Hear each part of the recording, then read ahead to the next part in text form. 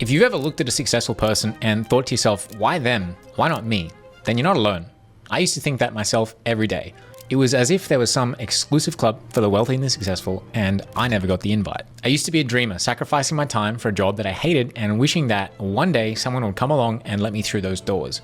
But it never happened because I was making a crucial mistake. Instead, there was one single experience that allowed me to open those doors and become a self-made millionaire. In this video, I want to share the story of what that mistake was, how a single encounter changed my mindset, which then changed everything for me, and how that same change will allow you to get through that door as well. If you're joining me for the first time, welcome. I'm Miles, and on this channel, I share the lessons learned on my own personal journey to build wealth, live a rich life, and explore human potential. If that sounds interesting, consider subscribing, and I'm grateful to have you here. So this is a personal story and begins with a question. Why them? Why not me? That's the question I'm asking myself as I'm standing in line to board the 8:05 p.m. Virgin Australia flight from Sydney to Brisbane. It's an after-work flight for businessmen and women and professionals, lots of button-down shirts and grey trousers. I'm there in my t-shirt and sneakers and sticking out like a sore thumb. I see a lot of these people regularly since I've caught the same flight nearly every week for the past 12 months. But I've never spoken to everyone because, no one's interested or interesting. It's a full flight and I think everyone else is just looking forward to getting home after a long work day.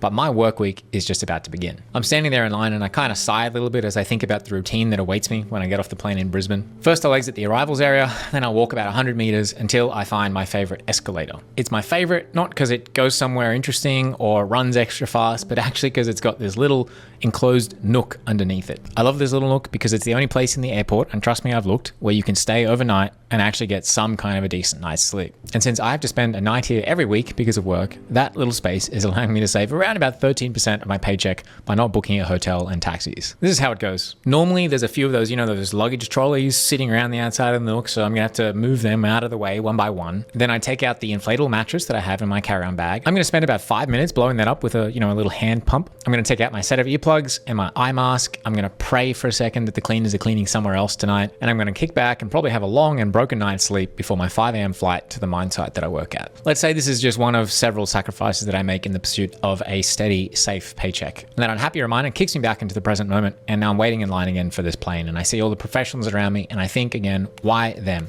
Why not me? It's not really directed at anyone in particular. It's the businessmen around me. I think of my coworkers. I think of my superiors, the engineers, the manager, the president.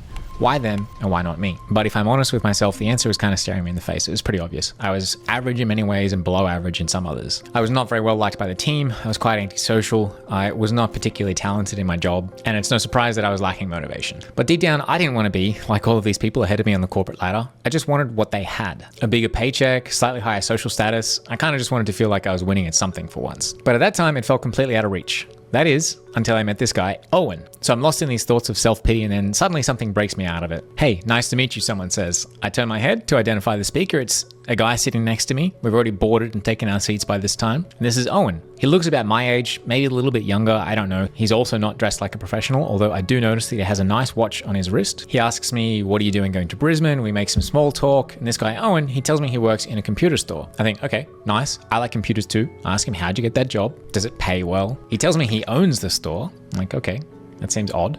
I'm thinking, how does one own a computer store? Like, is it your parents' store, Owen? No? And then he tells me he owns a chain of computer stores. And this seems interesting. It turns out I never really thought about this before. I'd always assumed and been told that the thing that you do when you finish school is you get a job working for somebody else. And if you're really good, you only get the job after working 3 or 4 years and spending a lot of money to get a little piece of paper that actually gives you the privilege of applying for the job in the first place. But now this Owen guy is telling me, as I start to read between the lines a little bit, that maybe I assumed wrong. And deep down in this dusty, tangled mess of circuitry in my head that controls my motivation, this little red light starts to flash. I haven't used that part of my brain in a while, so it takes a little while to remember what it means, but it's my intuition trying to tell me that I should pay attention. So we keep talking about his business, we talk more about his goals, and Owen mentions wanting to buy an Audi R8. I'm not a car guy, so I have no idea what that is. I look it up later. I find out it's a $200,000 sports car. He talks about expansion, hiring, new markets. All this from a guy who now I find out is actually a few years younger than me. Now inside me, there's a small battle going on. It's a battle of me against me. On the one side is my insecurity, my self-sabotage. It's that little voice of, envy and doubt that's constantly asking this question of why him, why them, and why not me? On the other side is my motivation, my optimism, my inner apprentice, my inner learner. That's the side that recently hasn't been doing too well. But right now, my motivation circuitry is starting to get warmed up, and I don't know, something feels different today. And so the voice that wins that battle is the positive side. So I'm ready to learn from this guy. I feel comfortable to ask him the question, how do I get to where you are? I'm ready for Owen to give me the path, the step-by-step, the how to be successful. After all, he's done it, so he knows. But the plane's already landing and we're out of time. So he gives me some quick tips and a few books to read, and I will read them later and they are helpful. And then the cabin jolts as we hit the tarmac, and soon enough, all of the professionals are rolling out into the humid night air. I say bye to Owen, it was nice chatting, we exchange contact details, and we roll off to our separate destinations. I don't tell him where I'm going. Then I exit the arrivals area, I make my turn, I follow it for about 100 meters until I see my favorite escalator. Tonight's my lucky night, there are no trolleys blocking the way. Soon enough, I've got my mattress inflated, I take out my earplugs and I lie down, and that's when it hits me. In a sudden flash of realization, the jigsaw puzzle of reality reshapes itself in front of me. I see everything differently, my hopes, my dreams, my failures, and my mistakes. I can see the path that lies before me and I know where I'm going. I also know that it was because of the conversation that I just had. But it wasn't the advice that he'd given me or the book recommendations. It was the question that changed. At some moment during that flight, sitting next to this guy and chatting about his goals and how he was approaching his life, I realized that for the first time in the back of my mind, there was no voice of envy asking why this guy and why not me? But instead, I was asking myself, if he can do it, why can't I?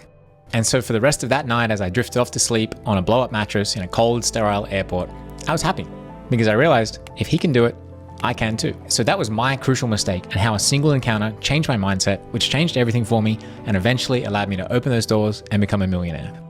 But there's one more lesson here.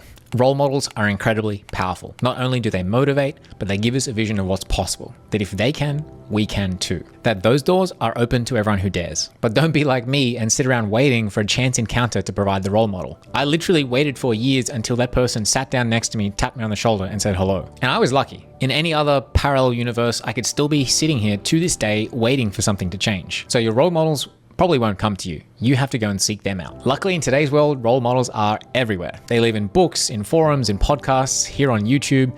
The internet has given us access to literally every role model and mentor that ever existed in human history. So you just have to pick the ones you want to follow, listen intently to what they have to say. Don't ask, why them and not me?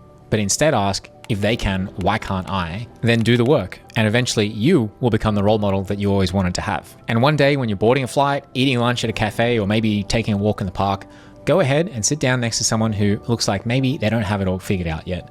Tap them on the shoulder and say hello. You never know, you might just change someone's life. So that concludes story time for today. I hope you enjoyed it. If you did and you're not subscribed yet, consider subscribing. Thank you so much for watching, and I'll see you in the next one.